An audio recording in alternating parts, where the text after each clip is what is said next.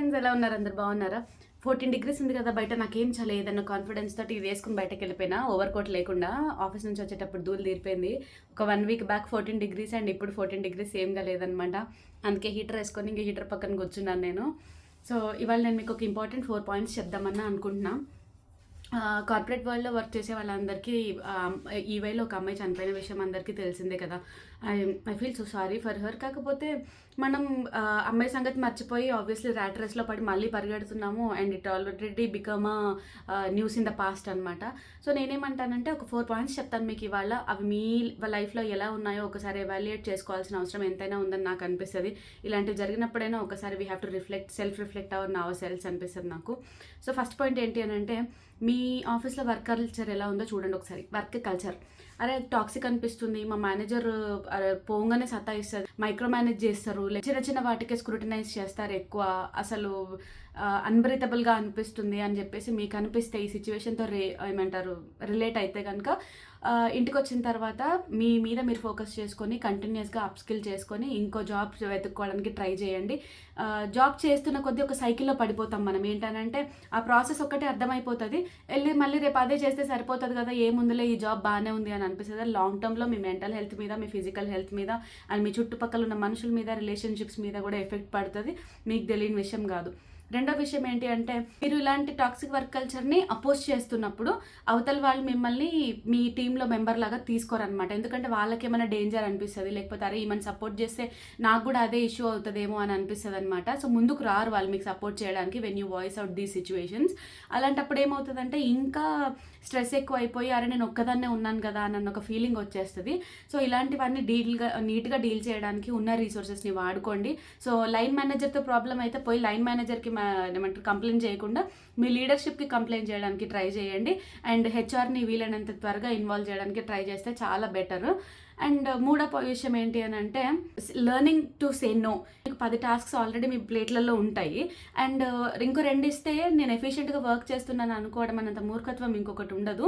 So మీరు ఎంత తీసుకోగలుగుతారో అంతే చేయండి. అండ్ టైం మేనేజ్మెంట్, లేకపోతే ఈ 10 టాస్క్స్ ఉన్నాయి కదా నాతో ఇవాళ నేనేం చేయాలి దీంట్లో మీరే ప్రయారిటైజ్ చేసి ఇవ్వండి. ఈ రోజుకి ఇన్ని టాస్క్స్ చేసేసి వెళ్ళిపోతాను, నాకు ఇంత టైం ఉంది కదా, టైం మేనేజ్ చేయడానికి మీరే హెల్ప్ చేయండి అని చెప్పేసి మీ మేనేజర్స్ని రీచ్ అవుట్ అవ్వండి. అనవసరంగా బర్న్ అవుట్ అవ్వకండి.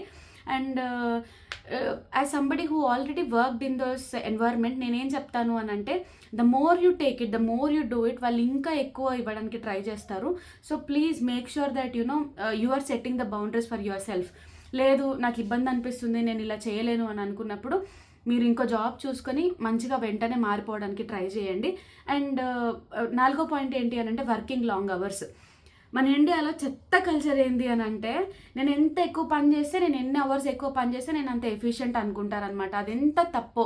అండ్ అది మీ తప్పు కూడా కాదు యాక్చువల్లీ. మీ చుట్టుపక్కల ఉన్న వాళ్ళందరూ 55 అవర్స్ 60 అవర్స్ క్లాక్ చేస్తున్నారు అని అంటే ఆటోమేటిక్గా నేను చేయకపోతే నేను ఇన్ఎఫిషియెంట్ అయిపోతానేమో అని చెప్పేసి ఆటోమేటిక్గా సైకిల్లో పడిపోతారు. మీరు అలాంటి సైకిల్లోనే ఉన్నారు అని అనుకుంటే ఏం చేయాలో మీకు ఆల్రెడీ తెలుసు. కాకపోతే మనం లైఫ్కి అలవాటు పడిపోతాము, లైక్ చుట్టుపక్కల ఉన్న లైఫ్ స్టైల్కి. డెలాయిట్ లాంటి కంపెనీస్, ఈవే లాంటి కంపెనీస్ ఏం చేస్తాయంటే, ఈ క్లయింట్ మీటింగ్స్ అని, క్లయింట్ మీటప్స్ అని చెప్పేసి మంచి పార్టీ కల్చర్కి, పబ్ కల్చర్కి అలవాటు చేసి పడేస్తాయి. అండ్ ఒక్కసారి లైఫ్ స్టైల్ అలవాటు పడిన తర్వాత మళ్ళీ వెనక్కి వచ్చి నార్మల్ లైఫ్ బతకడానికి చాలామంది చాలాసార్లు ఆలోచిస్తారనమాట. కానీ your own personal life is above all of these అని చెప్పేసి ఒకసారి గుర్తుపెట్టుకోండి. నేను మాటలో మాట ఇంకో పాయింట్ కూడా చెప్తాను. ఏంటంటే, ఈఎంఐస్ తీసుకునే ముందు ఒక్కసారి ఆలోచించండి మీరు. నేను ఏం చెప్తానంటే, చిన్నప్పటి నుంచి నాకు సైకిల్ లేదు, చిన్నప్పటి నుంచి బండి లేదు, నేనేం గోల్డ్ కొనుక్కోలేదు కదా అని చెప్పేసి అందరూ ఏం చేస్తారనంటే ఈఎంఐస్ తీసుకోవడం స్టార్ట్ చేస్తారు. అండ్ ఇల్లు లోన్ తీసుకుంటారు వెంటనే. ఏమవుతుంది అప్పుడు అని అంటే, ఈరోజు జాబ్ ఉంది కదా అని చెప్పేసి లోన్స్ తీసేసుకుంటాము అండ్ ఆ లోన్ తీర్చడానికి ఆ జాబ్లో ఇరుక్కుపోతాము. చాలామంది మిడిల్ క్లాస్ వాళ్ళ లైఫ్ ఇలానే ఉంటుంది. చాలా తక్కువ మంది ప్రివిలేజ్డ్ ఉంటారు. ఎలా అని అంటే, మేము సపోర్ట్ చేస్తాంలే, you can still go for a job change అని చెప్పేసి లేని వాళ్ళు స్ట్రెస్ అవుతారు. సో మిమ్మల్ని మీరు ఆ పొజిషన్లో పెట్టుకునే ముందు ఒక్కసారి ఆలోచించండి. లైక్ లోన్స్ తీసుకునే ముందైనా సరే ఒకసారి ఆలోచించుకొని whether can I go for it, can I not go for it and financial decisions నీట్గా ఆలోచించుకొని తీసుకోండి. మీరు తీసుకునే ఫైనాన్షియల్ డెసిషన్ వల్ల మీ ఫ్యామిలీ మెంబర్స్ కూడా సఫర్ అవ్వాల్సి వస్తుంది అని చెప్తా లాస్ట్లో. అంటే అన్నీ పోయినాయి అనుకోండి, జాబ్ పోయింది, అన్నీ పోయింది, ఏమవుతుంది మహా అయితే? మీరు అమ్మాయి అనుకోండి, ఓ బొటిక్ పెట్టుకోవచ్చు, లేకపోతే బట్టలు కుట్టుకోండి, లేకపోతే డీమార్ట్లో పని చేయండి, లేకపోతే ట్యూషన్స్ చెప్పుకోండి, ఏదో ఒకటి. లైక్ ఈ అమ్మాయిలు ఎత్తి పని చేసుకోవాలి ముద్దుగా అన్నట్టు చేసేయండి. లేదు నేను రెబల్ని, నేను పెట్రోల్ బంక్లో పెట్రోల్ పోస్తానంటే ఆ పని చేయండి. అబ్బాయిలు మీరు స్ట్రెస్ తీసుకోకండి అనవసరంగా. నేను నో చెప్పడం చాలా ఈజీ, ఉన్న వాళ్ళకి తెలుస్తుంది ఆ పొజిషన్లో. కాకపోతే nothing is above your life.